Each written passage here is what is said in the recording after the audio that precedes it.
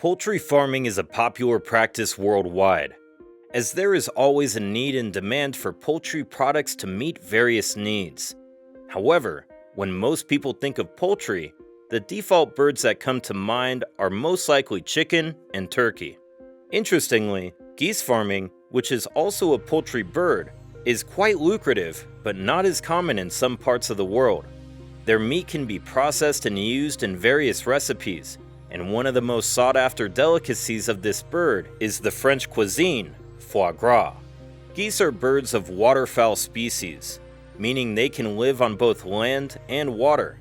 They are part of the duck family, but are much bigger, and unlike ducks, they feed entirely on grass, which means they help farmers in weed control. They are part of the Anatidae family and were one of the first domesticated animals, with the male referred to as a gander and the young as a gosling. Like most birds, the male and female geese have similar feather coats and are very social animals forming flocks. Geese were one of the first animals to be domesticated, most likely in Egypt about 3,000 years ago.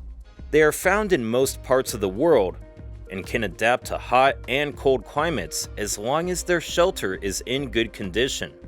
There are two major types of domestic geese derived from the wild gray-lag goose, Anser in Europe, and the wild swan goose, Anser cygnoides, in Asia. Domestic geese have been commonly raised for their meat, eggs, down, and feathers since 3000 BC. In recent times, commercial production of geese has been common in Asia and Europe.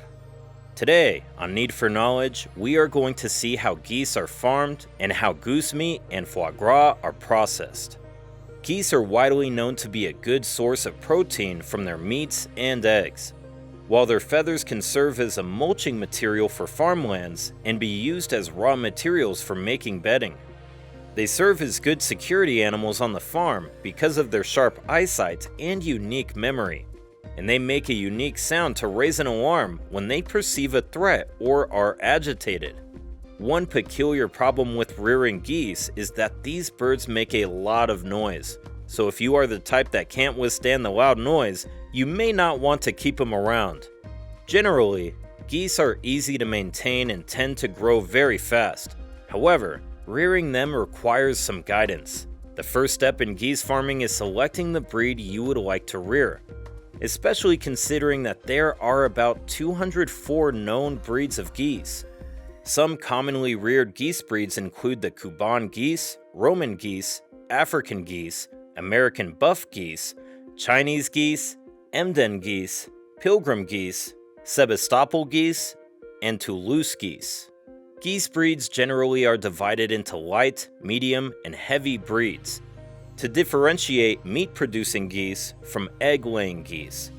Light breed geese are the breeds reared to produce eggs for both sustenance and commercial use.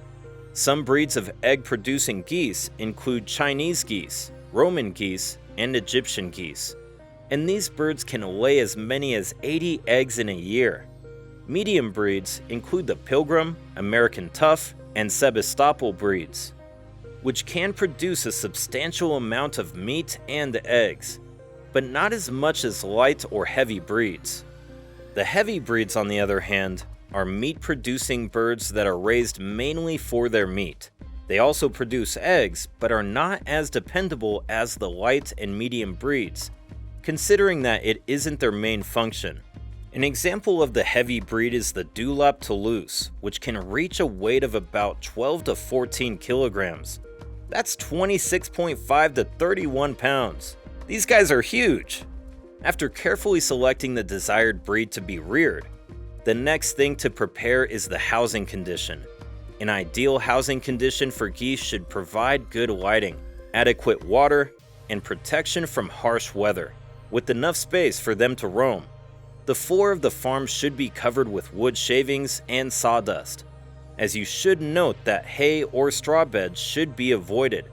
Additionally, a pond section should be included because geese like to mate on the water to prevent hatching unfertilized eggs. After finding good housing for the birds, the next thing is feeding. Proper feeding increases the quality of eggs and meat produced by the birds. The main food eaten by geese is grass. However, they can also be fed with a mix of wheat, pellets, cauliflower, lettuce, and cabbage. In addition to this, they also feed on other things like snails and all kinds of insects. They should be fed daily and in large quantities with an adequate amount of water to aid digestion.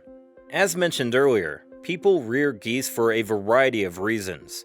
Their meat, eggs, feathers, and down are very much sought after.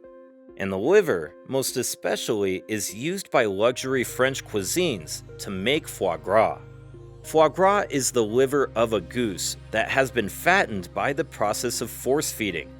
Foie gras is believed to have originated from ancient Egyptians, who observed that geese stored fat in their livers, so they began force feeding them to produce fatty liver as food. Once the birds have been slaughtered and their livers harvested, the organs are shipped to grocery stores and restaurants to be sold and served as delicacies. Foie gras can be prepared in different ways, such as foie gras torchon and foie gras terrine. Foie gras is considered to be at its best when simply served with toasted brioche and a glass of wine. Varieties of goose meat servings include barbecue pulled goose, slow-cooked goose, wild goose Reuben sandwich, and grilled goose breast. As you might have been wondering, how exactly are goose meat and foie gras processed?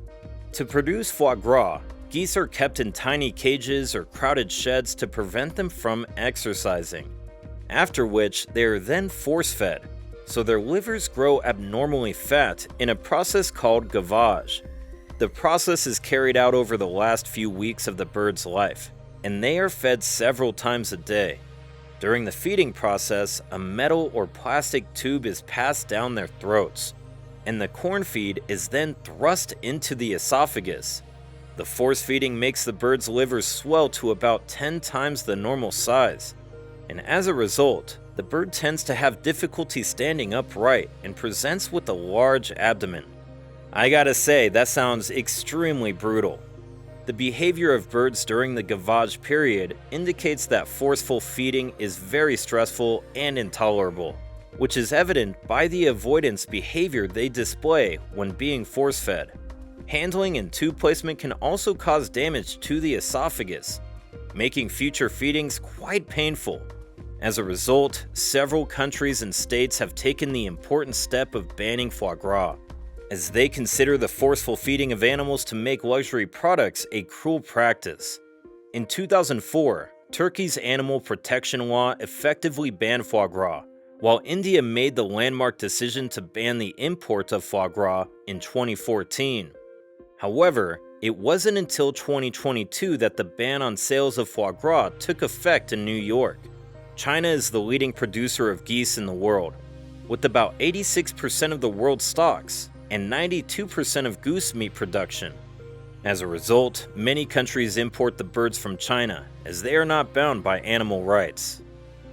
Thank you for watching this episode of Need for Knowledge, and we will see you in the next one. Don't forget to hit the like button and subscribe for new videos.